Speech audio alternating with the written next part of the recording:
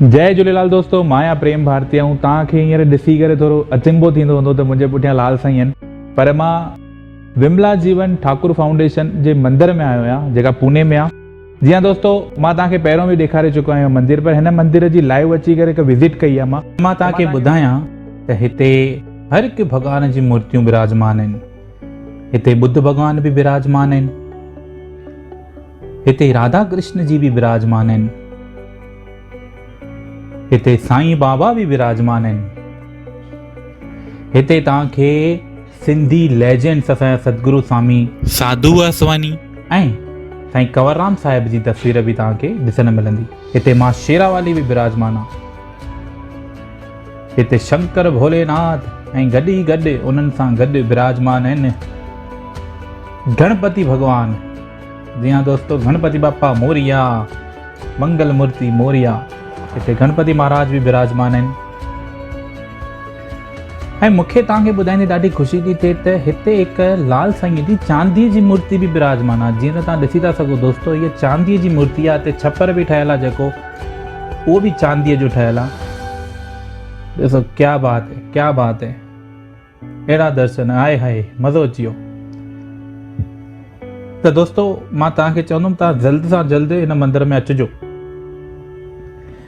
चवंदा आहिनि दोस्तों, जिते जल ऐं जोत हूंदी आहे उते लाल साईं हूंदा ई हूंदा आहिनि। ऐं जिते लाल साईं जो मंदरु हूंदो आहे उते जोत त हूंदी ई हूंदी आहे। तव्हां ॾिसी था सघो जोत साहिब। जी हाँ दोस्तों, ही जोत साहिब जा दर्शन पिया थियनि तव्हांजो।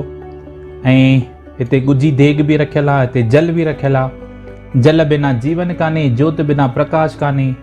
त इहे ॿई ताक़तूं हिन मंदर में विराजमान आहिनि। हे तव्हां ॾिसी था सघो लाल साईं जी केॾी ख़ूबसूरत मूर्ति आहे, जेका मंदर में जीअं तव्हांजी एंट्री थींदी त तव्हां हिन मूर्ति जो दर्शन बि करे था सघो। ऐं लाल पंहिंजो हिंदोड़नि में मां झुलाया, हिते लाल साईं जो झूलो बि आहे। क्या बात है, हे लाल साईं। हिन मंदर जो जंहिं निर्माण कयो, जंहिंजे नाले ते मंदर आहे, इहे आहिनि असांजा श्री ठाकुर जीवन सर ऐं श्रीमती विमला देवी। जी हाँ दोस्तों, इन्हनि जे नाले सां इहो मंदरु आहे।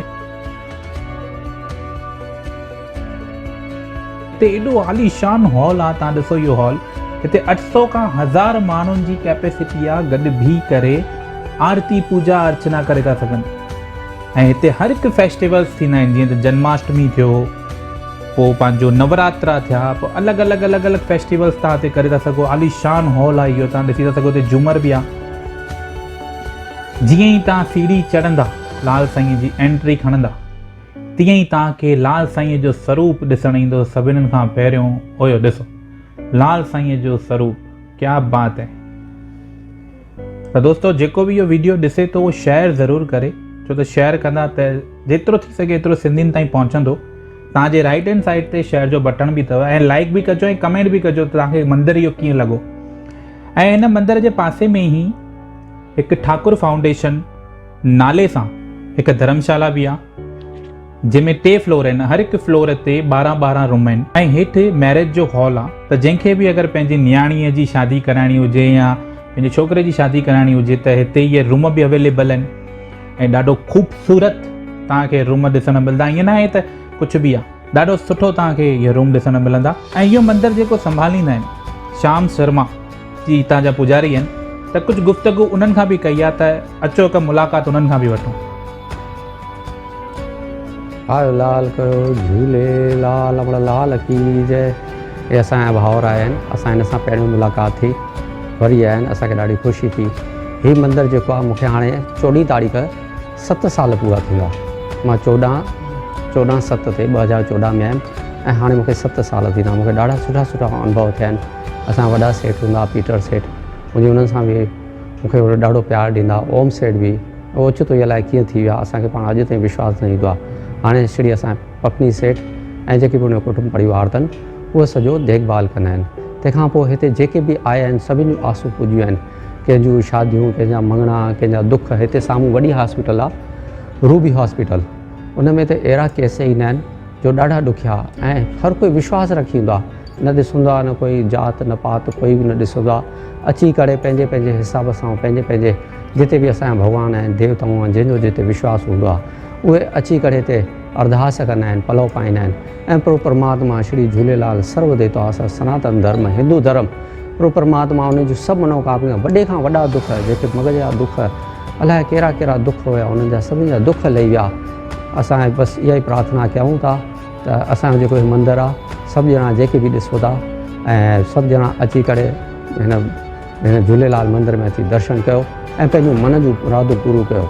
हर चंड ते बहिराणो साहिबु थींदो आहे, शाम जो 6 खां 7 भॼन कीर्तन आरती, तंहिंखां पोइ हर पहिरियों जुमे ते बि थींदो हुयो बहिराणो साहिबु ऐं पूॼा पाठ थींदो हुओ। तंहिंखां पोइ लॉकडाउन जे करे उहो सभु बंदि थी वियो आहे। वरी हाणे चालीहो साहिबु 16 तारीख़ खां चालीहे साहिब जी शुरूआत थी थिए, त सभिनी खे निमाणी वेनिती आहे त अगरि सम्झो अची न सघो त तव्हां मोबाइल जे ज़रिए तव्हां सभु अची जुड़िजो। दादा असांजा मस्तु भॼन ॿुधाईंदा ऐं जेको बि हूंदो तव्हांखे सभु प्रोग्राम दादा सभु ॿुधाईंदा। आयो लाल कयो झूलेलाल।